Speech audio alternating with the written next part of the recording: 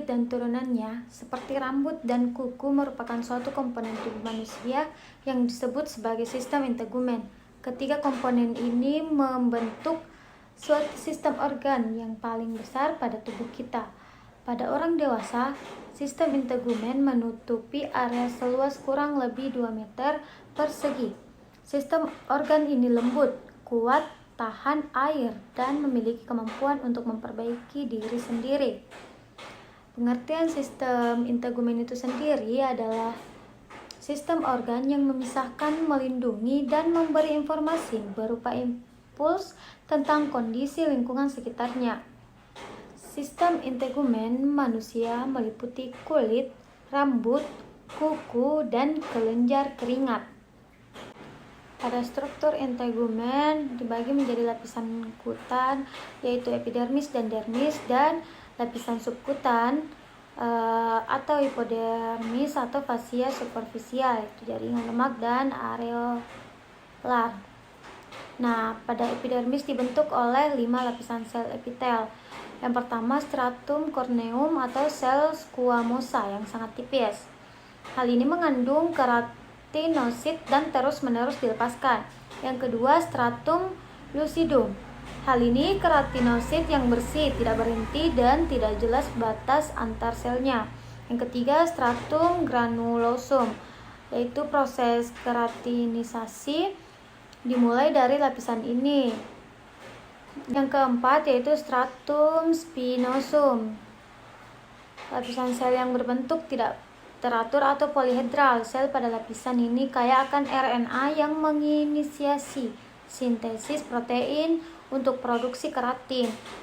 Yang kelima, stratum basale, sel kolumnar yang dapat mengalami mitosis, kemudian aktivitas regenerasi, kemudian sel berpindah dari lapisan terbawah ke paling atas. Nah, selanjutnya produksi zat penting. Pada sistem integumen terdapat kelenjar sebase. Kelenjar ini terletak dan berhubungan dengan folikel rambut. Kelenjar ini memproduksi suatu zat disebut dengan sebum. Selain kelenjar sebasea, terdapat juga kelenjar lain, yaitu kelenjar keringat yang tentu saja memproduksi keringat.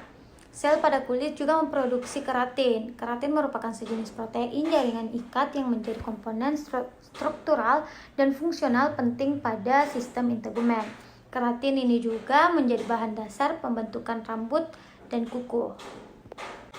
Kemudian yang kedua, dermis atau kulit jangat atau corium. Terdapat di bawah lapisan epidermis untuk mengatur suhu, kemudian sel fibroblast atau memproduksi kolagen dan elastin. Kemudian lapisan-lapisannya itu, pertama papilla dermis yang mengandung pembuluh darah, kedua stratum papillare atau jaringan longgar, kolagen halus, elastin sangat vaskuler, kemudian plexus, arteri, vena, dan limf. Kemudian dermis itu lapisan tipis, papil dan retikular tebal, banyak terdapat jaringan saraf dan ujung-ujung saraf, reseptor sensori, somatik, banyak terdapat pembuluh darah, kemudian regulasi suhu. Nah, kemudian ada lapisan papil atau dermal papillae. Yang kedua, lapisan retikular. Untuk fungsi sistem integumen sebagai organ terluar memiliki berbagai fungsi yang memungkinkan interaksi antar kita sebagai pemilik tubuh dengan dunia luar atau lingkungan sekitar. Nah, yang pertama itu proteksi. Sistem integumen memiliki fungsi melindungi seluruh tubuh dari berbagai macam ancaman yang kita dapatkan dari lingkungan, misalnya infeksi atau serangan organisme lainnya, kerusakan karena radiasi sinar matahari, dan zat-zat kimia yang berbahaya di sekitar kita. Yang kedua itu termoregulasi. Ini memberikan dukungan terhadap termoregulasi atau pengaturan suhu tubuh melalui berbagai cara. Nah, yang ketiga itu keseimbangan air. Permukaan terluar dari sistem integumen merupakan lapisan yang paling tidak suka air. Pada kondisi ini memungkinkan air dan garam tetap tersimpan dalam tubuh sesuai dengan kebutuhan dan mencegah tubuh kehilangan cairan secara berlebihan. Sebagian kecil air dan limbah tubuh, misalnya urea, dibuang melalui keringat. Yang keempat, penerima pesan masuk. Banyak jenis organ sensorik yang terletak pada sistem integumen. Beberapa di antaranya memungkinkan kita untuk merasakan panas, dingin, tekanan, dan juga nyeri.